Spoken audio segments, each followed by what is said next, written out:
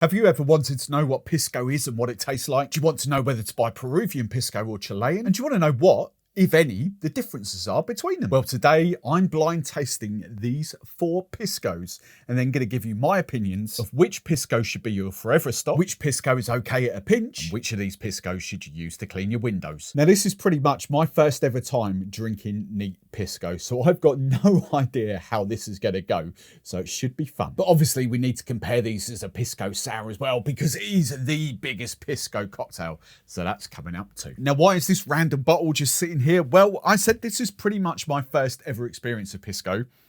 It is, except for this. Now, this was very kindly donated to me by a company in the UK called Identity Drinks. They are the ones that distribute the likes of Plantation Rum and the likes of Pierre Ferrand Cognac. So this was a gift to me 2017, 2018. You can kind of see how much I've had from this, because Pisco for me has never really been on my radar.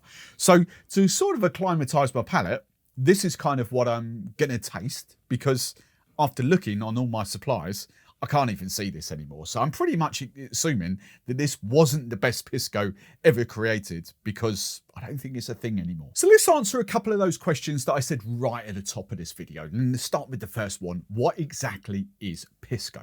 Well, as we're on my Brandy channel, obviously it is a brandy. It's a form of brandy. It is a spirit distilled from grapes. Now, Pisco is the native drink to Peru and Chile. I don't think it's distilled anywhere else. It may be, but to my knowledge, I don't really know. As I say, I'm learning this as I go along. But as to who actually invented Pisco, well, that's kind of up in the air. I've read various different things. I don't know one way or the other, but personally, I'm going with Peru. Okay, I'm only joking. Calm down, Chile fans. I genuinely have no idea. But I've got the rules and the regulations coming up. And from my own sort of rum viewpoint, actually the Peru Pisco would be the kind of Pisco that kind of piques my interest a little bit more. But how that's going to pan out in a tasting, I do not know. So just very quickly, the rules that I've written down that I've kind of found, this is pretty much on every website that I've looked at, so I don't think there's any dispute over these. So let's go for Peru first off. Now, Peru can make Pisco from 8 different varieties of grapes. And this is the bit I like. This is the bit that caught my attention.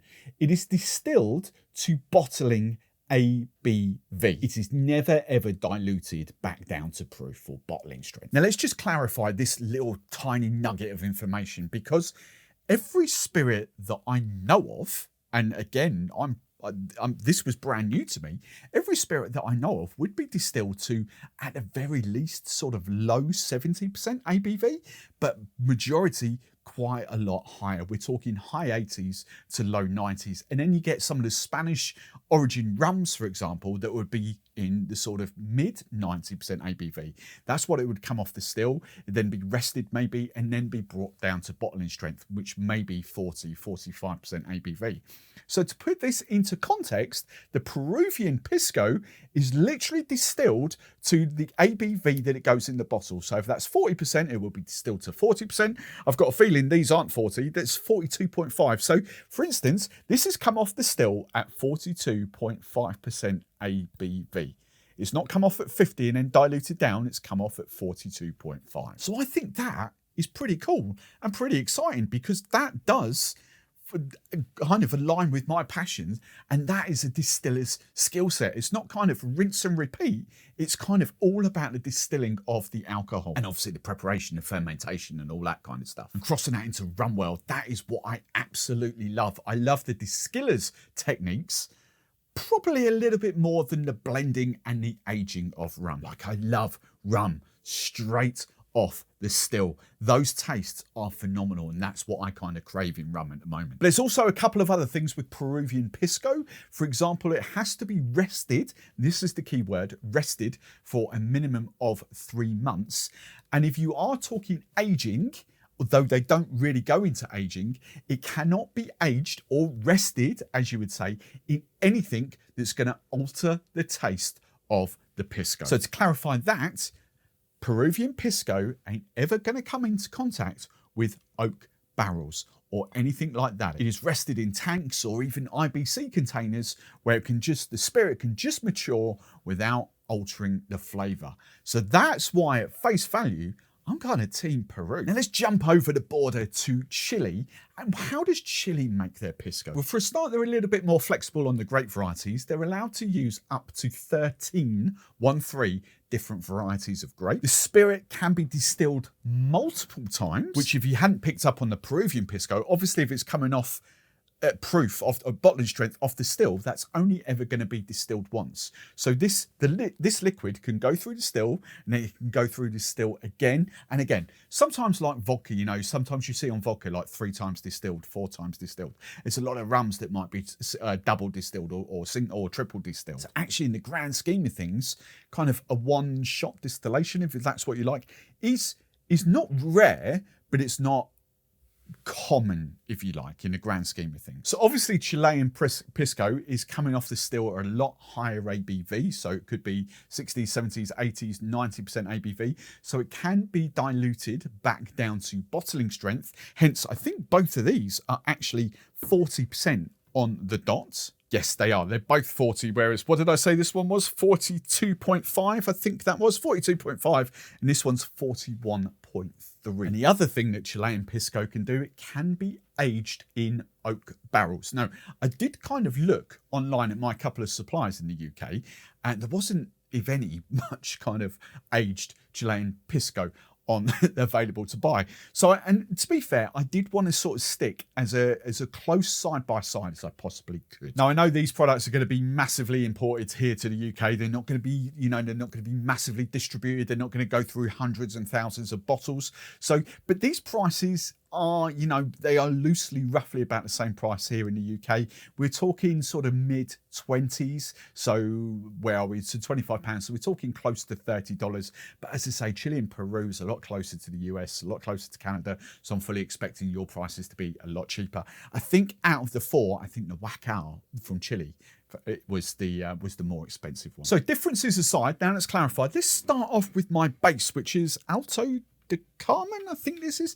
As I say, I've got no, this would be genuinely, because I don't think I've even picked this bottle up. I knew where it was, but I don't think I've picked this bottle up in 3 or 4 years and opened. So I don't know, but the aroma that I get off this is quite kind of greeny apple, but you do not mistake this for grapes. But I'm going slightly sweeter, like a grape juice. In the UK, we have a product like Schlur, for instance. I don't know how that translates into the US, but kind of Schlur is this, always been seen as like this non-alcoholic grape juice, a non-alcoholic version of wine for the masses, if you like. It's really easy to get here in the UK. It's been a thing for God knows how many decades here. But that's kind of the aroma I get off this. It kind of gives me that really accessible, easygoing grape juice vibe. And then tasting, this is going to be a little bit hard for me because, it's my first time. It's a pretty new spirit to me. I would say I really enjoyed it, actually. You know, if that's kind of a mediocre Pisco in the grand scheme of things, I'm really looking forward to diving into this. I would say it's got like a little minty, mentholy vibe. Definitely, I would say an accessible wine, or a higher ABV, but it doesn't, I'm not the hugest wine fan, and while this does remind me of wine, it's something that's drawing me in. It's kind of, I think it's got a little bit of extra sweetness to it, possibly. Not overly sweet, not excessively sweet or anything like that, but it has got this lovely concentrated grape juice vibe to it. That's, at face value, that's kind of enjoyable. But now we're going to get into these. So what I'm going to do, I'm going to pour these and then I'm going to get Mummy Barman to shuffle them around. So this will be a blind tasting and I'm going to do Pisco Sours as well. Right then, poured and made and shuffled up. I've got no idea which ones are which. I'm not going to get into too much details about the Pisco Sour. I'm actually going to do another video on that on this channel, but it's just a standard sort of Pisco Sour in there. And I've even dropped the bitters on top as opposed to shaking them here. So I'm just going to quickly go through these. I've got no ideas which ones are which here. So, you know, it's going to be a side-by-side kind of aroma to go with. So just picking up the first two on the nose, this one here, this is like really kind of in your face grape wine kind of vibes. I don't want to say, you know, I don't mean funky in the sort of rum world like Jamaican rum, but if I was going to class a brandy or a pisco or a grappa or something like that as funky, then this would be it. This is like a really strong kind of Chardonnay vibe, if that makes sense. Not, you know, if I smelt that, I would go, I'm not the hugest wine fan, as I keep saying, but I would go more towards Chardonnay than a Sauvignon Blanc or a Chenin Blanc, or what's the other one? A Pinot Grigio, for instance. This unmistakable winey. Whereas the aroma on the second one, kind of muted. There's not actually much going on. It's only really when I dig my nose right down there, I get a faint whiff of grapes. But to give you any kind of other aromas off this, no, not really. It's nowhere near punches out as much that first one. Now, this is interesting on the third one. There's an aroma there that I'm really familiar with, and I can't quite pick it in a moment, but citrusy, zesty. What's that smell? I don't know why I'm thinking Parma Violet kind of smell. It can't be. That can't be what I'm thinking of. But there's just this vibe. That'll come to me in a couple of minutes. And then the fourth one, you kind of have to dig into a little bit, but actually when you do dig into it, there's quite a lot of that sort of funky, as in kind of wine aroma kind of thing going on. At face value, I don't know, because that's one muted, but then you've got different things going off here. So it's kind of, the only thing I would say is that these two on the outside have got this kind of very much kind of concentrated wine vibe going on to them, whereas these two, not so much.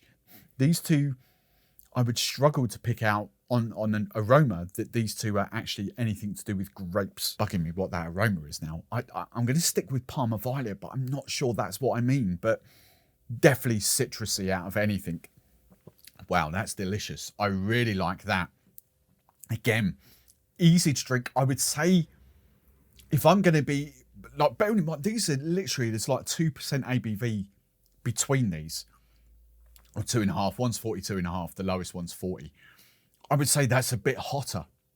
I would say that's got a little bit of alcohol kick to it. But that is lovely, really concentrated grape juice. But there's also like apples coming off that. There's also like a lovely sort of citrusy burst coming off there. That's delicious. I really like that.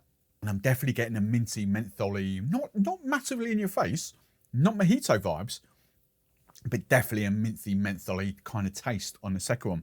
I would say it's a lot creamier in texture. It feels a lot on the mouth. It feels a lot thicker, a lot more robust on the mouthfeel. But that doesn't excite me as much as that does. It's kind of a muted, dialed back grape juice, whereas this is like a fresh, that's a good word, fresh and zingy kind of grape juice. Alcoholic, obviously. This is more sort of dialed back and a little bit kind of, that's the only way I can kind of describe it, a little bit like thicker around the sort of tongue, a little bit more luxurious, if you like. But out of the first two, I'm preferring that one at the moment. And then on this third one, again, it's thinner. It's not as, and I don't mean that in a bad way, but what that does give me is like light and zesty. But there is that taste. I can't get Parma Violet out of my head. I'm not overly convinced that's what I mean. But there's this some kind of violet-y, floral lavender, maybe? Maybe lavender? Well, I don't know. I'm going off, now that I'm thinking about it, I'm going off down this floral kind of tangent. I can't really pick it. Violet, floral, lavender. But it is fresh and it is zingy, and it's along this line, not along this sort of thicker, creamier mouthfeel line. That's delicious again. Wow, number 4, very apple forward, but hotter. That's almost, you know, it's not, but that's almost giving me shades of like an apple liqueur vibe. It's not remotely close to being there. But definitely green, fresh apple coupled with that sort of grapey kind of vibe. At face value, they're the two that I would say, without a shadow of a doubt, they are grape juice wine, you know, distilled wine variants. I would struggle, because I'm new to Pisco, I would struggle picking these out as grapes, as wine. And the bottles have just been opened. There might be that whole neck pour phenomenon. I don't know. My favourite two, this is my least favourite one here to drink neat. It's a tough one between these two. I think neat, I'm definitely preferring the first one. I love the twists and turns of the second one, of the fourth one there, the apple vibe. And it's like, I think these are like light and refreshing, whereas these are just a bit more two of them. So I'm going to put these in that order just to start off with. My favourite, my second favourite, my third favourite, and fourth favourite. And I'm just going to leave those to one side. And then this is my first experience of a Pisco Sour in God knows how many years. And that's my first one, and that is flipping delicious straight out the gate. Is there any subtle nuances on there? No, but that's just a really, really good drink. Oh, I can't wait for these now. Second one, this is interesting because there's apple up top, but I really do get grape juice vibes coming off there. Like the aftertaste really does remind me of Schlur we get in the UK. The first one is lighter, it's crisper than the second one, but I don't dislike that at all. That's delicious.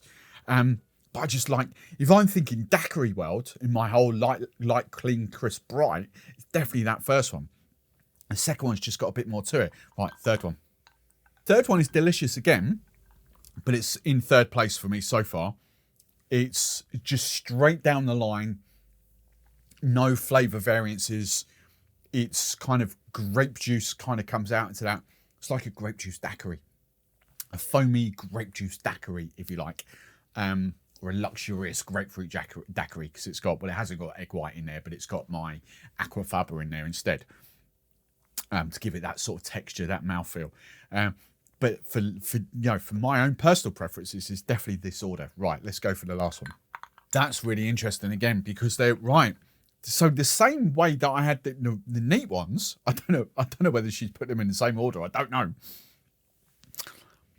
But it's the two outside ones that are kind of lighter, crisper, and what I'm all about, whereas the two middle ones are a little bit more heavy work, if you like, a little bit more one-dimensional, whereas there's lots of flavours going on this.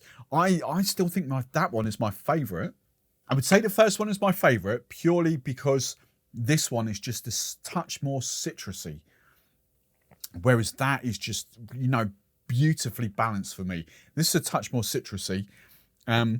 So yeah, that's my order there. First, second, third, fourth. So this is going to be really interesting to see whether these match up or not, but I'm going to go the fourth place first. So my fourth place was number one. Okay, the Bar Sol.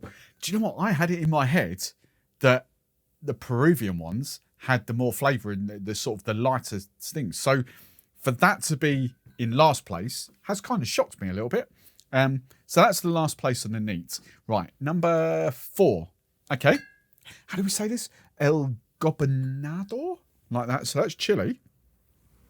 Right, number 3 is Huaca. Right, okay, so it's Machu Pisco. Number 2? Number 2.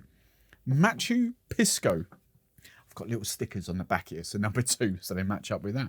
So my favourite neat tasting Pisco is this Peru? And is Peru. Is this Peruvian one 42.5% ABV. That's just delicious. I really, really like that. That's amazing. Right, I'm going to leave them in that order. Okay, and let's just see how the what they call Pisco Sours kind of fair stacked up. So, in last place for the Pisco Sour is the is the Bar Sol, number 1. That's kind of interesting. In the third place, right? In third place is number 3, the Huaca. So that's swapped around. In second place, number 4. Wow. Okay. So the Machu. Wow, that's number 2. Number 2. So, by a complete landslide, this video suddenly becomes really easy to sum up. The Machu Pisco from Peru is the Pisco that you need to stock on your back bars, in my opinion, like this. The one that you'd use to clean your windows with is this Bar Sol Pisco. For as far as I'm concerned, that can be consigned over there. And then the 2 sort of mediocre ones, obviously they're swapped around. You know, that was a slightly better Pisco Sour for me, whereas that was slightly better neat. These are both Chile. Yeah, they're both Chile. So Peru won, but also came last, and Chile, you know, pretty solid in the middle. I want to put this out there and clarify. I don't dislike that at all. It's just not kind of up my street, if you know what I mean. It's like thicker, it's heavier. I like the light and brightness of the others on there. So, Machu Pisco, what's it called? Machu Pisco from Peru. It's the Pisco on my first ever proper tasting that I highly recommend. In the comments below, let me know what Piscos you would recommend. All you Pisco fans, let's just go through this. I'm fully aware that we will have completely different Piscos available here in the UK you'd have in the US. I would guessing I might even pick up a few new viewers from Chile and Peru and over there. So if anyone wants to shed some knowledge and get involved and help the rest of the community out with Piscos that people should really try, please do get involved in the comments below.